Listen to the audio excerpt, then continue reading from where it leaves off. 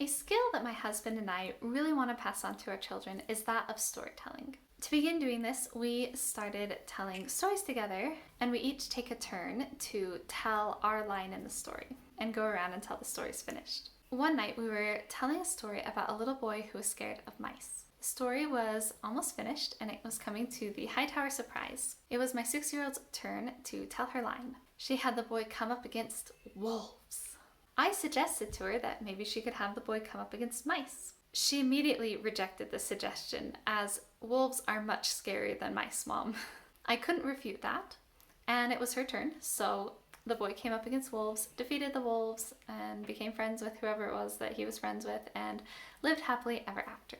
After the story, my husband was talking with my 6-year-old and asked her if she knew why I had suggested mice instead of wolves. The answer, of course, was for story continuity. If the main character is scared of mice earlier in the story, then the follow-through would be having them have to face off their fear of mice later on in the story. And the Hightower surprise is one of the perfect places to do something like that. It all comes down to foreshadowing, really. The more I've learned about foreshadowing, the more I've realized how really truly important it is for a story.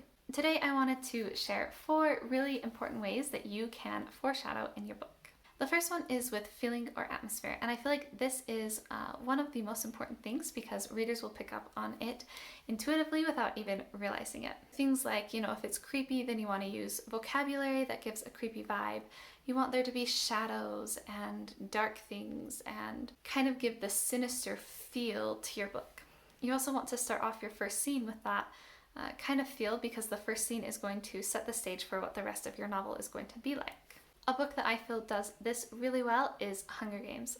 Hunger Games has like that, oh no, they're going to go into the Hunger Games, and she foreshadows it really well with talking about blood and hard things, even just in minor moments that really build up to the hunger before they ever reach the arena for the Hunger Games. Another great way to foreshadow is by having one character say that something isn't going to happen or disagree with everybody else. Brandon Sanderson actually talks about how in Oathbringer, when they go into Shadesmar, he was really excited to write the scene. It was one that he had visualized for a long time, and he wrote the scene, and then nobody actually really liked it when he gave it to his beta readers, and they were trying to figure out why. And what he realized was they think that they need to go one place, the characters do, but then they actually end up going to another place. As the characters started going to the new destination, the beta readers expected that to be kind of like a side thing and for them to end up in the original location that was mentioned. But then the characters never did, and so it was really weird for the beta readers. So what Brandon Sanderson did was he had one of the characters say that he felt like they needed to go to this new place. And so then for us, that signals us, oh, they're actually not going to go to the other place. They're going to go to this new place. It foreshadows it correctly so that then we have when it pays off, then we're expecting that payoff.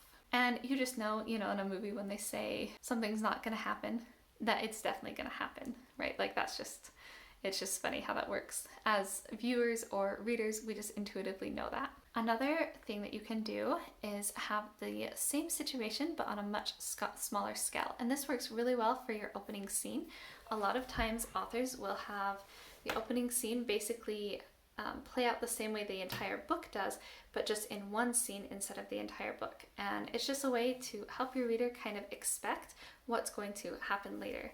So we have that anticipation, because anticipation is one of the most important emotions that you can create as a writer. And then finally, this is really simple. Before something important happens, making sure it's mentioned in smaller, unimportant ways beforehand will really help your reader not feel like that's coming out of the blue and feel like it's actually a part of the world. So if you have a world and you have a magical creature in this world, then you can mention it maybe a couple times, like, oh, there's books on the bookshelf and there's a book about that creature.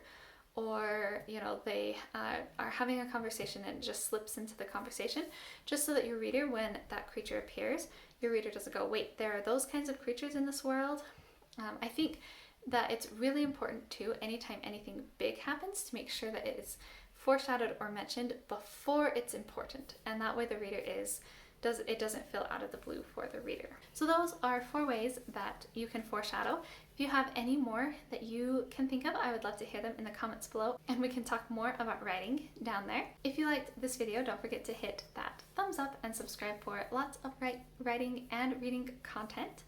And if you want to follow my reading journey more closely, you can check out Goodreads. I do post a review for every book that I read there. I also share my favorite books as well as more about my writing journey on Instagram, and I will leave both those links in the description box below. Thank you so much for watching my video. I will see you in the next one.